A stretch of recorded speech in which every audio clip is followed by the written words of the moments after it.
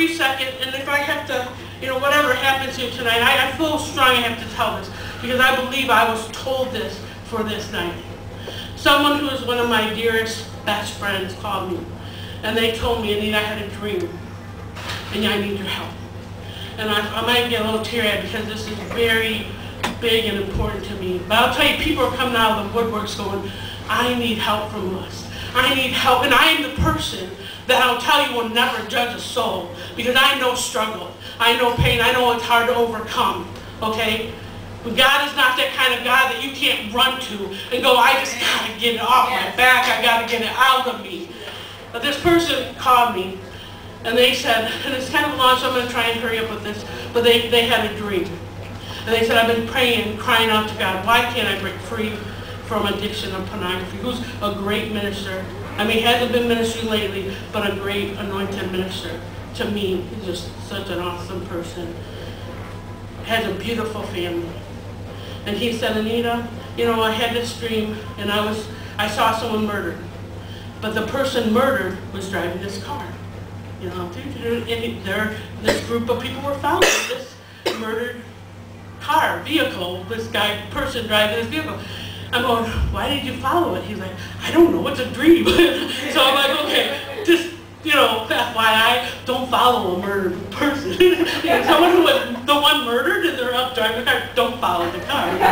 It's a dream. So anyway, it was all making sense. I interpret dreams a lot of the times. I mean, there's never been one person who hasn't come to me with a dream that I haven't had, if it was from the Lord, had an interpretation from that. So anyway, they were in this development, and all the people in it had connection with perversion, with spirits of heredity.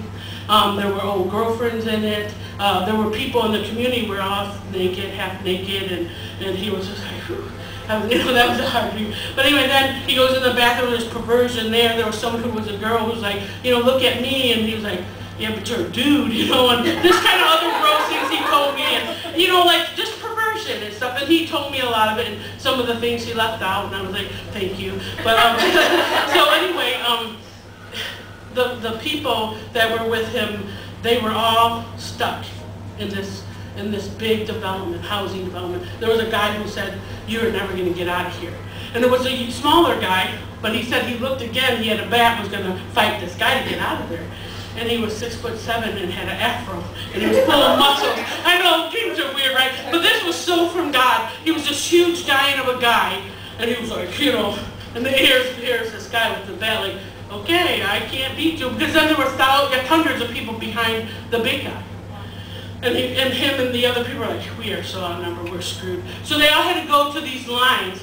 Hey, that's what he said, I'm just telling you. So they're all in these lines, and all these lines, they were waiting to kind of have to go through these series of battles, one after another. Like, in the zoo, where they have, where the seals are swimming, or the hippos are swimming, and there's that thick glass, and you could never break it. Like even the eggs on some of them pounded, it never breaks. He said, Anita, I was in this one, I was captivated, me and this group of people, we couldn't get out. We're like, in every step or thing they had to go through, it was like they could never escape it. They could never get out. And like this person, who I believe is demonic, demon spirits, a spirit of perversion to be exact, was saying, I'm going to kill you, and you're never getting out of here. You're never getting out of this hell. And so anyway, I was like, I love this dream. I mean, it's sad to me, but I love it because I was like, wow, look at what God went through to show you what hell you're in, not what the... I didn't mean it like that. What hell you are in. Like, my mom's over there goes, Espiritu Santo. She's not Mexican, but I think she's like, ay Dios mío. That's where my dad was still there. Where'd he go? Anyway, he needs his message. Anyway, so he was just saying, Anita, I was in this thing, and what was kind of weird about it is I went up to the glass, and I just pushed a little, and it was plexiglass, and I was free. And I was like, ain't that just like the devil? He wants to ensnare you and make you feel like you're going to be, dead, and you're never going to get out of it. He's a lying, filthy piece of crap, and I'm sick of him stealing, killing, and destroying from God's people. And we have to get sick and tired of that, like, no more. No more. And you know what, anyway, he's back inside. He's like, and then there was another battle. He's fighting, trying to win, never really winning, but never dying, because the devil can't kill you if you're really God's. And I was like, actually just kind of charged by this whole thing. But there was an older lady, about 60, not saying old, mother. My mom don't look 66, does she? No. Okay. No, she looks 40. Okay. So anyway, this lady went to him and said, you know, you got to get out of here. And he's like, I know. How do you get out? He goes, if you don't, your kids are going to have to pay. And I go, that's the thing right there. I know I preach it hard, and it's not against any person who's in bondage. It's like, we can get you out of there.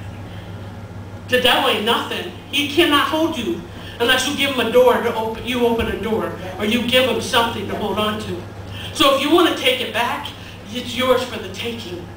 I feel that really strong from God. I would never share such a private thing. This person is very transparent, and I don't believe would mind me sharing this because I haven't said their name. But anyway, it was just like, I think that was pretty much it. There was a whole bunch of other things in it, but I don't think that's all that important. But tonight, I want you, as we're going on with this message, to get ready. Because some people this night are going to be delivered from a demon spirit of perversion. I'm talking about pornography. I'm talking about, you know, just the thoughts that haunt you. Because this person is such a great man of God, but they're like, I don't want to be this way. I don't like this. I don't want to do this. And it was like, you don't have to do this.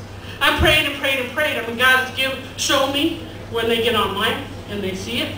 And I call them, shut that off right now. See, you don't want prophet, and you know, if you really want to be accountable to a prophet, you're in trouble.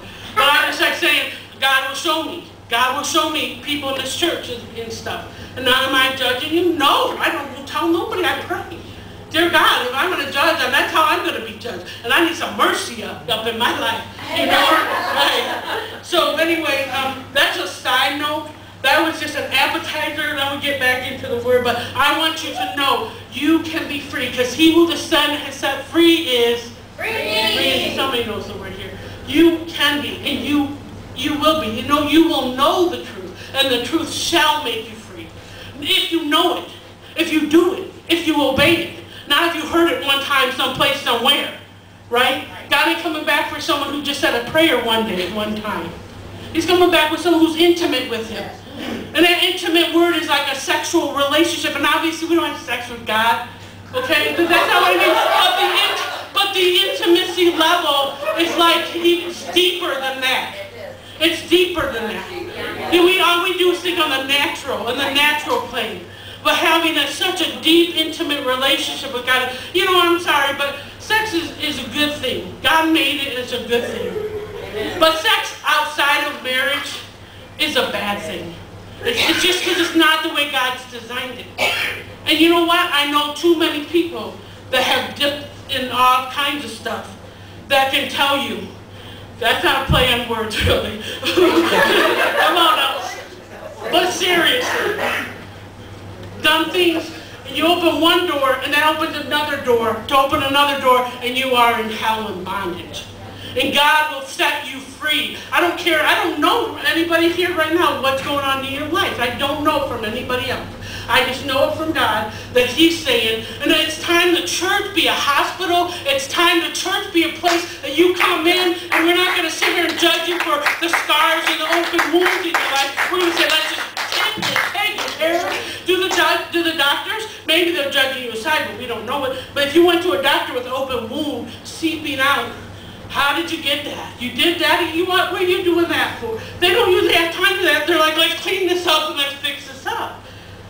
And if that's how we are as ministers, I'm not wanting to know all your dirty business or why you started it, unless I need to close doors. But let's get this healed.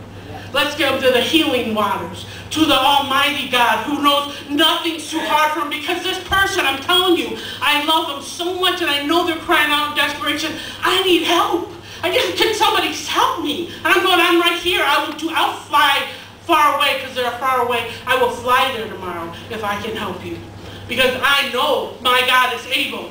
And there's nothing too hard for God. There's nothing too big for God. And I think that some of you just feel like, man, the chains and the bondages and the things I've done and the things that I've forged in life, the chains that like, you know what, in the Ebenezer screws, you know, those chains you forge. Like, I mean, that's what we do, right? We're either just building up chains or we're building up something that's good. I mean, there's life and death even in the power of the tongue. So you're building up or you're tearing down every day. Amen. And it's time to start making the right choices. But see, not on your own, because it's kind of like this. Like, Zach, can you just stand here for a second? If I every day go, you gotta change, Zach. Like, let's say Zach. I don't know this is Zach right now. But let's say you are just in total bondage to the slavery to sin. And every day I go, come on, Zach, change. Come on, praise the Lord. Come on, see. But when all you know is this junk and sin and bondage, that how do you know how to do anything else? And see, God is saying, I'm going to help take that off of you. Like he did to Joshua, and take off those old filthy garments. Yeah. It's in Zechariah, like the 3rd or 4th chapter. And then put on, he said he cleansed them, and he put on a new robe. And that's how God is with all of us today. No matter where you're at in your life, in your stage. He's a God who will tear off. Nothing's too filthy for God to not be able to deal with.